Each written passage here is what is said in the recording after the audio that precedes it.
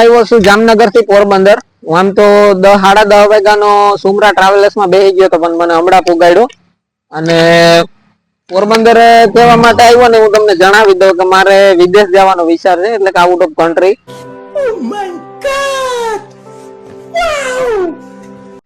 તો હવે હું અહીં આવ્યો છું એજન્ટ પાસે. અત્યારે તો બંધ છે. આજે દેખાય તમને ચામુંડા સિરામિક નું પણ કામ કરે છે અને ભેગું એજન્ટ નું પણ કામ કરે છે. આપણે એડ્રેસ ની વાત કરી દઉં તો આ હોટલ કાવેરી, આપણે એમજી રોડ જે મેઇન રોડ છે પોરબંદર નો, નરસન ટેકરી થી અંદર સિટી માં જાય. તો અત્યારે તો બંધ છે, તો આપણે કઈ વાંધો નહીં, નિરાતે આગળ જતા આવીએ, પછી રિટર્ન આવીએ. અને તો હું આમ તો પૂગી તો કયું ન ગયો તો બસ માં, પણ હાલીને થોડોક આવ્યો તો વાર લાગી. હું બસ માં વિચારતો હતો કે બ્લોગ બનાવું, પણ થોડોક કાલનો બ્લોગ એડિટિંગ કરવાનો હતો, એ કર્યો. હવે હું આમ જાઉં છું બપોરા કરવા, ગુજરાતીમાં કહીએ તો કે બપોરા કરવા. અને નિરાયતે મળ્યા પછી બપોરા કરીને. તો મિત્રો એટલામાં તો મેં ચેક કર્યું, રેસ્ટોરન્ટ દુકાનો બધી બંધ છે. એટલે મને ખબર પડી હતી કે હવે આપણે એને તડકાની કૂતરી પીલાઈ જવાની છે.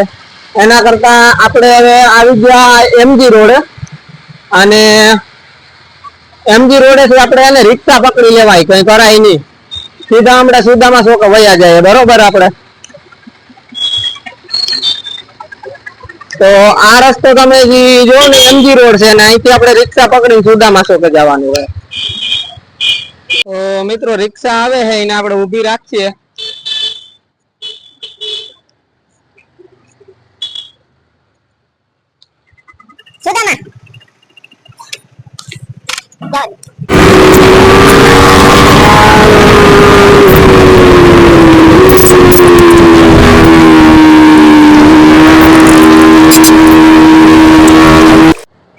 તો મિત્રો આપણે આવી ગયા સુદામા ચોક, અને અહીંયા કઈક કાર્યક્રમ લાગે, આપણે હનુમાનજીના ફોટા અને એવું બધું છે. તો તમે જોઈ લ્યો, અહીંયા ઘણી બધી પબ્લિક છે.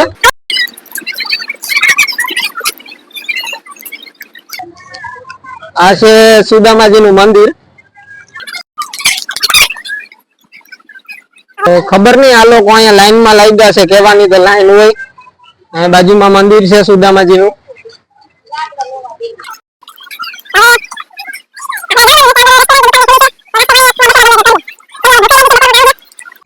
તો મિત્રો તડકો પણ બહુ છે, અને આપણે સામે લસ્સી ની દુકાન દેખાય છે. તો ઈ બપોરાનું તો વિચારીએ, હવે આપણે કઈક લસ્સી બસી પીએ, બરોબર. હવે બે દુકાન છે, હવે આપણે કઈ જગ્યાએ પીવી? મહેશ લસ્સી છે અને કૃષ્ણા લસ્સી. આપણે અહીંયા જઈએ છે કૃષ્ણા લસ્સી માં, ત્યાં જઈને આપણે લસ્સી પીએ. તમને બતાવું કેવી આવે લસ્સી.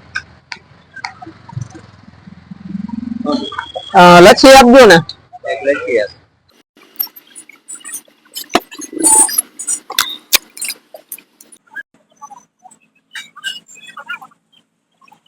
તો ફાઇનલી મિત્રો અમે લસ્સી બસી પી લીધી, અને અમે આવી ગયા છે પોરબંદર ની જૂની કોર્ટ છે.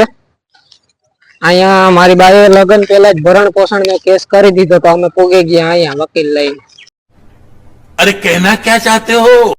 તો મિત્રો જૂની કોર્ટ વાળો રસ્તો તો બંધ હતો, તો અમે હવે રાણીબાગ વાળા 4 રસ્તેથી નીકળી ગયા અમારી જૂની જાણીતી જગ્યા એસટી બસ સ્ટેશન, કે જ્યાં અમારી ઘણી બધી યાદો જોડાયેલી છે. કે જ્યાં અમે આજથી 2 થી 3 વર્ષ પહેલા છે ને બાઇક લઈને ડેલી ત્યાં બેહવા જતા, મતલબ ગુજરાતી ભાષામાં બોલે તો કે લાઈન મારવા જતા.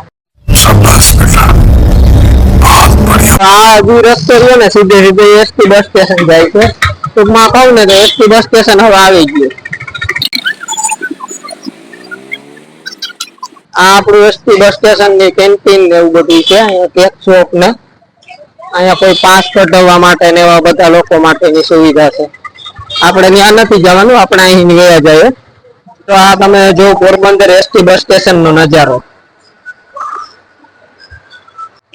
હવે આપણે મળીએ થોડીક વાર પછી. થોડીક વાર મોબાઈલ પણ ચાર્જિંગ માં રાખ દઉં, અને વિડીયો પણ થોડોક એડિટિંગ કરવાનો છે, બરોબર. તો તો મિત્રો પછી અમે વિડીયો એડિટિંગ કરી અને અમે બસ સ્ટેશનથી અમે નીકળી ગયા હતા એજન્ટ પાસે. ત્યાં અમે કામકાજ પતાવીને રાત રોકાઈ ગયા હતા કુણવદર બેનની ઘેરે. હવે બીજે દીએ અમે ડાયરેક્ટ રામવાઈથી વિવેક ટ્રાવેલર્સમાં જામનગર જવા માટે બેસી ગયા. બસ અહીંયા ઊભી છે પાર્થ માલધારી હોટલે, કેમ કે ત્યાં અમારે પીવાતા ચા પાણી. ગાયકામાં બસમાંથી ઉતરીને અમે એક રકાબી છાની પી લીધી. ચા પાણી પી લીધા ગાયકામાં અને બસવાળાએ પાડી રાઈડ કે ભાઈ હવે હાલો આપણે જવાનું છે. તો તમે જોવું કે આ પાર્થ માલધારી હોટલનો ચા પાણી પીધા અમે. અને અટાણે બસની વાત કરું તો અમે ટ્રાફિકમાં ફસાઈ ગયા હતા. રિલાયન્સ કારખાનું છે ને મુકેશ અંબાણીનું.